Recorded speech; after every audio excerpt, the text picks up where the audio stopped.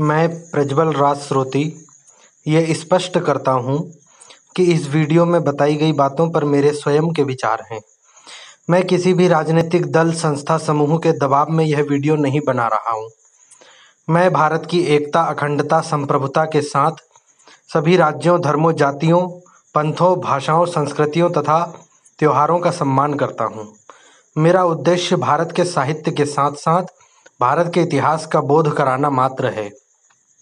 इस वीडियो में बताए गए सभी तथ्य इतिहासकारों की पुस्तकों, शोध पत्र, लेखों, मान्यताओं पर आधारित हैं।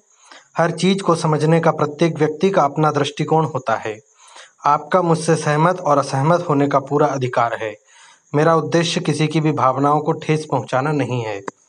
नमस्कार साथियों, मैं प्रज्वल राज श्रोती आपका हमारे YouTube चैनल पर स्वागत करता हूं। आज हम आज़ादी का अमृत महोत्सव मना रहे हैं, पर एक बार आप अपने दिल पर हाथ रखकर बताइए कि क्या हम सचमुच आज़ाद हैं? जितना सम्मान हम किसी और भाषा को दे रहे हैं, उतना सम्मान हम हमारी राष्ट्रभाषा हिंदी को दे रहे हैं।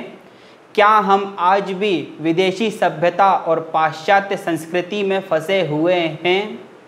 इन सभी के उत्तर सभी के लिए अलग अलग हो सकते हैं, पर सच्चाई यही है कि हम आज भी बर्गर, पिज़्ज़ा और मैक्रोनी खाने वालों को रोटी, सब्जी और दाल चावल खाने वालों से ऊपर रखते हैं। हम आज भी सूट पहनने वालों को साधारण पैंट शर्ट या कुर्ता पजामा पहनने वालों से अच्छा समझते हैं। हम आज भी बच्चों को ऐसे स्कूल में पढ़ने के लिए भेजते हैं जहां पर हिंदी बोलने पर जुर्माना वसूला जाता है और शिक्षकों से ये कहा जाता है कि आप सिर्फ अंग्रेजी में बात करेंगे। तो फिर ये कैसी आज़ादी है? भारत के राष्ट्रीय पर्व अब सिर्फ एक तारीख बन के रह गए हैं, 26 जनवरी और 15 अगस्त। और इन दिनों को मनाने के लिए जिन लोगों ने अपने प्राणों की आहुति दी, वो भी अब सिर्फ जन्म तारीख तक ही सीमित होकर रह गए हैं। भारत माँ को उनके बेटों ने जिस जाल से बाहर निकाला था, आज हम उसी जाल में फंसते जा रहे हैं। मैं इनकार नहीं कर रहा हूँ, आपको जो खाना है, जैसा पहनना है, वैसा रहें। लेकिन आपसे जब भी कोई आपका, आपके राज्य का, आपके शहर का, आपके गली मोहल्ले या देश का आपको मिलता है, तो आप उससे अपनी भाषा में बात करें। विडंबना सबसे बड़ी बात की यह है कि 26 जनवरी और 15 अगस्त के दिन बहुत से स्कूल और कॉलेजों में सांस्कृतिक कार्यक्रम होते हैं, लेकिन कई स्कूल और कॉलेजों में आज भी उन कार्यक्रमों का संचालन अंग्रेजी भाषा में होता है।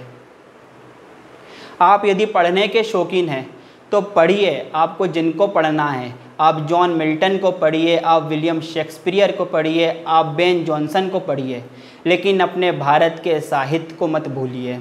हमारे भारत का साहित्य वो जड़ है जिस कारण भारत आज खड़ा हुआ है।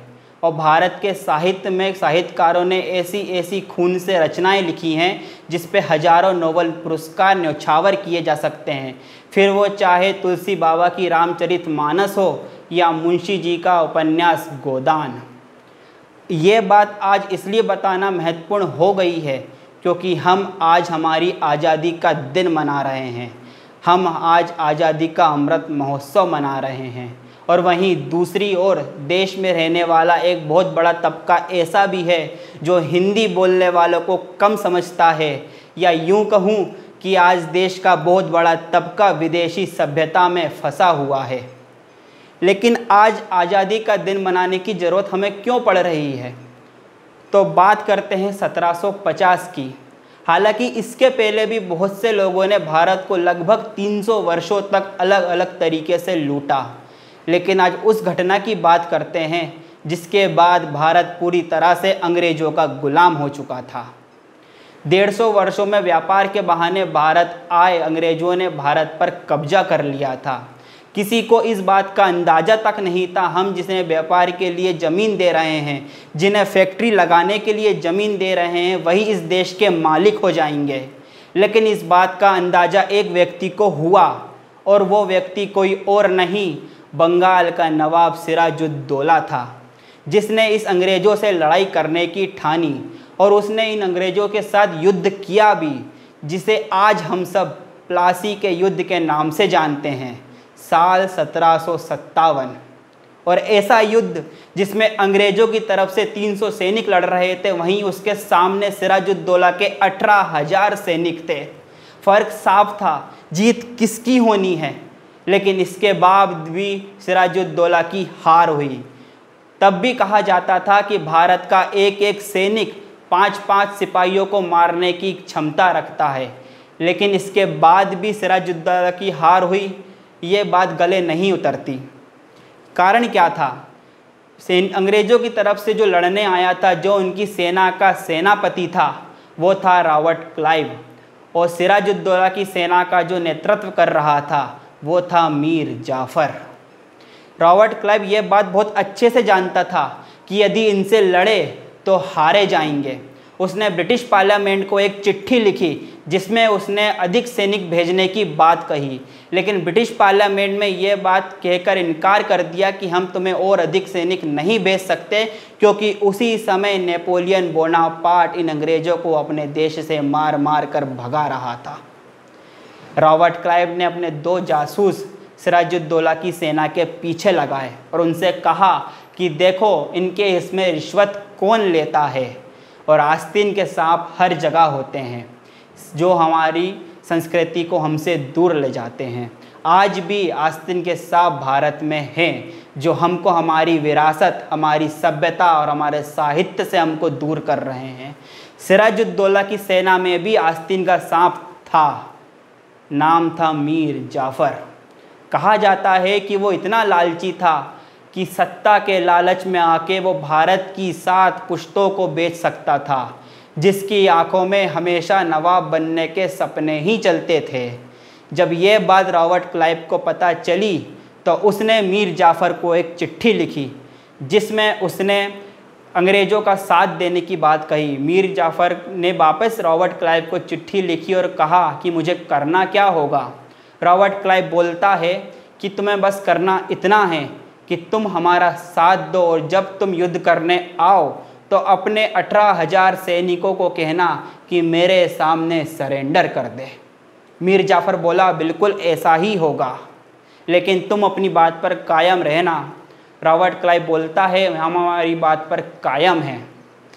युद्ध शुरू हुआ 23 जून 1757, और जैसा कि इतिहासकार बताते हैं 40 मिनट के अंदर उन 18,000 सैनिकों ने मीर जाफ़र के कहने पर 300 सिपाहियों के सामने सरेंडर कर दिया। रॉबर्ट क्लाइव ने अपने 300 सिपाहियों के साथ उन 18,000 सैनिकों को बंदी बना लिया और 10 दिनों तक भूखा रखने के बाद 11वें दिन उनकी हत्या करा दी। बाद में रॉबर्ट क्लाइव ने मीर जाफ़र के साथ मिलकर सिराजुद्दौला की भी हत्या करा दी और मीर जाफ़र को बंगाल का नवाब बना दिया। युद्ध जीतने के बाद रॉबर्ट क्लाइव ने कलकत्ता से मुर्शिदाबाद तक, जो उस समय की राजधानी हुआ करती थी, वहाँ तक एक विजय जुलूस निकाला। और जैसा इतिहासकार बताते हैं कि एक सड़कों के एक तरफ हिंदुस्तानी थे जो तालियां पीट पीट कर रॉबर्ट क्लाइव का स्वागत कर रहे थे। इस पूरी घटना में देखने वाली बात यह है कि क्या मीर जाफ़र जानता नहीं था वो क्या कर रहा है?